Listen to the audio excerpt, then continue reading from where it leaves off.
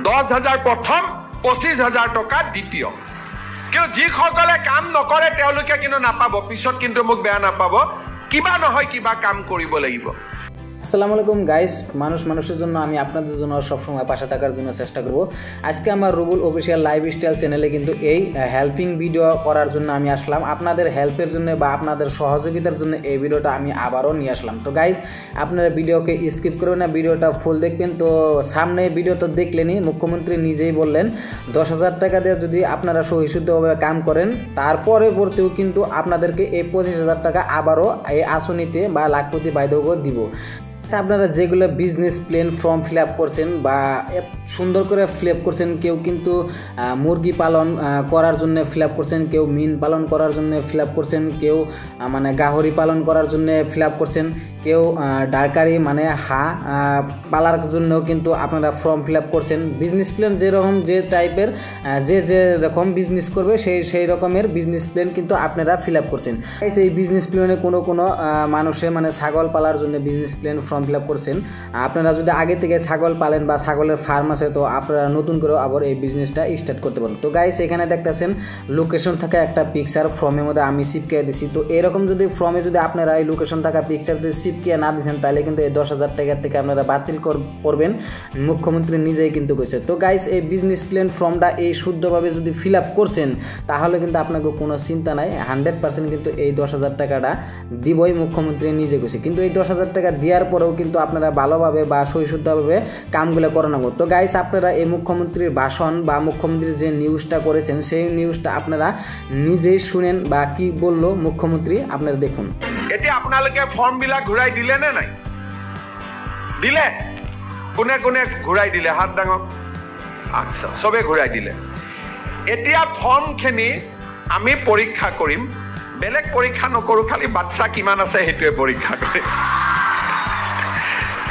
কিছুমানে ইমান বাচ্চা জন্ম দি দিয়ে পঢ়াব নোৱাৰে শুনাব নোৱাৰে এটা বাচ্চা জন্ম দিলে পঢ়াবও লাগিব নহয় সেইকাৰণে 3টা ট্ৰাইবেল হলে 4টা এনেকৈ আমি এটা সীমা বান্ধি দিছোঁ আৰু সেইটো চোৱাৰ পিছতেই এদিন আমি আপোনালোকৰ বেংক একাউণ্টত ফটক কৰি আপোনালোকে মোবাইলত শব্দ শুনা পাব 10,000 টকা টুপুং কৰি জমা কৰি দিম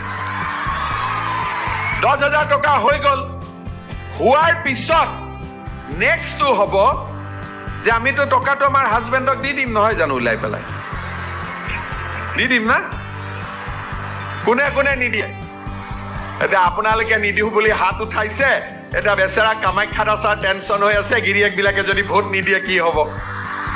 সি মোক গাড়ীতে কৈছে দাদা এইটো কথা নক'ব দেই হাজবেণ্ডবিলাকে ভোট নিদিব বুলি কিন্তু মই কৈছোঁ যে মুৰা গাভৰু কনকলতাৰ দেশত হাজবেণ্ডে নিজৰ মতে ক'ত ভোট দিব মাসকলৰ মতে ভোট দিব লাগিব হয়নে নহয় জোৰ কৰি কওক হ'ব লাগিব এইটো যাৰ যে শুনিও আছে তেওঁলোকেও নিয়মটো উল্টাই দিব এতিয়া ঘৰত গৈ ঠিক আছে যি নহয় হাজবেণ্ডসকলৰ বালেও বেলেগ বেলেগ কাম চলি আছে যি 10,000 টকা আমি পালোঁ আমি কোনেও হাজবেণ্ডক নিদিওঁ মই টিভিত ক'ম যে স্বামীসকল 10,000 টকাটো নল'ব পাৰিলে আৰু 2,000 মান টকা মাসকলক দিহে দিয়ক আপোনালোকে একোটা ব্যৱসায় কৰিব মৌমাখি কৰক হাঁহ কৰক কুকুৰা কৰক যি কৰে নিজৰ মতে কৰিলে সৰু দোকান দিলে পিঠা বনালে যিসকলে কাম কৰিব তেওঁলোকক মই আৰু 25,000 টকা দিম 10,000 প্ৰথম 25,000 টকা দ্বিতীয় কিন্তু যিসকলে কাম নকৰে তেওঁলোকে কিন্তু নাপাব পিছত কিন্তু মোক বেয়া নাপাব কিবা নহয় কিবা কাম কৰিব লাগিব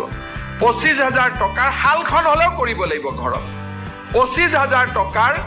12,500 বেংকক ঘূৰাই দিব লাগিব 12,500 ঘূৰাই দিব নালাগে এইটো চৰকাৰে আকৌ এবাৰ বিনামূলীয়াকৈ আপোনালোকৰ বেংকৰ একাউণ্টত দি দিব 10 আৰু 25 পালোঁ 35,000 হ'ল মোটামুটি হাতৰ তালি যদি দুই ফালৰ পৰা বজে বাইদেউসকল লাখপতি হৈ যাব যিসকলে তথাপিতো নোৱাৰিব পিছত আৰু 10-20,000 দি দিম মুঠতে লাখপতি বনাইহে দিব লাগিব হ'ব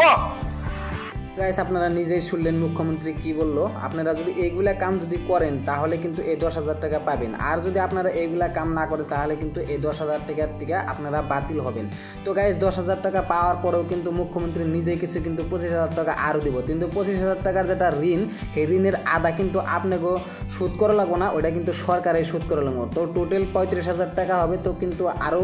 পরে যদি আপনারা